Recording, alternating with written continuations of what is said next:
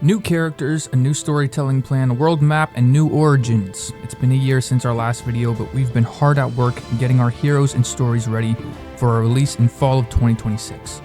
Here are the timestamps for what we're going to be covering, so without further ado, let's get started. General update. We have made a lot of progress in this past year. To preface, however, we still do not have any official art, but we do have a concept for things such as our world map and hero designs and things such like that. To tell our story, we'll be starting in the continent of Landista with our heroes Cyberman and Shadowmaster. Our method for storytelling will definitely be unconventional. When our website launches, we will have individual pages for our main heroes and villains. For those that will not receive their own comic run, there will be summaries of their character, but for those that do, there will be one-pagers of the beginning of their stories leading up into the first issue of their book.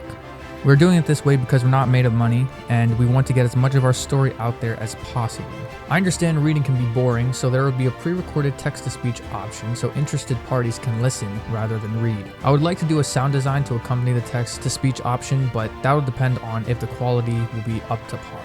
New heroes. In Division 1, we have a plethora of interesting heroes and villains, but as we were going through the list, we realized something. We needed more tits. So we're adding 2 more female heroes to the already existing story. Overdrive and Water Girl are going to play major roles in Division 1. Suki Nakamura, otherwise known as Overdrive, is a hero based in Truco City. She has the power to generate armor from her skin.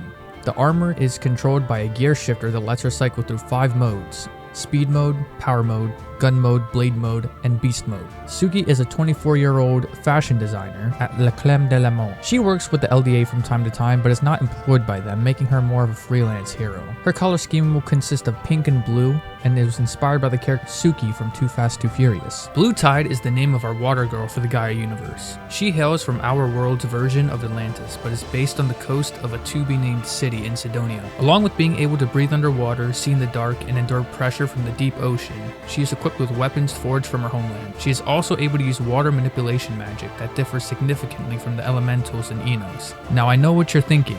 What the hell does that mean?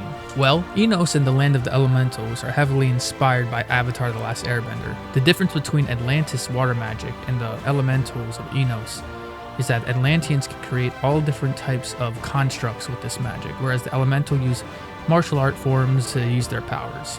I'll go into details in a later video. The elementals don't even make an appearance until Division 2. But anyway, Blue Tide and Overdrive protect neighboring cities and often visit one another for girls' night. Together they will uncover a plot in Sidonia that has the potential to hold all the world powers hostage. More details on this dynamic duo as they develop. Storytelling plan. As stated earlier, our main characters will get one-pagers of the beginning of their stories, which will lead up into the first issues of their comic. To further elaborate, this is to get a sense of who these characters are and the settings they find themselves in. It's pretty much an exposition dump leading to the first conflict that will set our hero's journey in motion. This way we can see our heroes in action, which I think is a good workaround for not having a huge budget to get every part of the story drawn. The timeline for our story will be broken up into 3 divisions. For now, we'll focus on Division 1.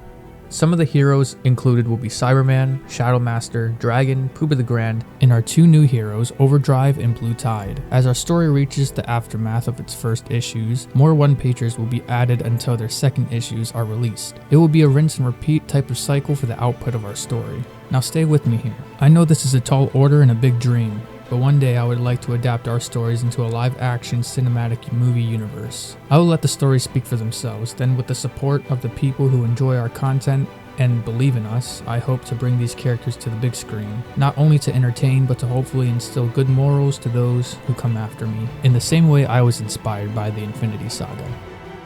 Our first heroes. We are releasing our stories in the same order we would release the movies in a cinematic franchise. Cyberman would start our universe, followed by Shadowmaster. My brother and partner in crime, co-CEO of the Gaia universe, Benjamin Maximus Carbaugh, is tackling Cyberman's story, and I will be writing Shadowmaster's. The story outlines for both characters are both complete, and Shadowmaster's comic script and one-pager is also complete. We are in early stages of finding an artist for concept and sequential art. I'll try to update you guys as much as possible, hopefully not a year's time, but who knows, full-time jobs are a bitch. Thanks for watching, and don't forget to subscribe to follow the Gaia Universe journey.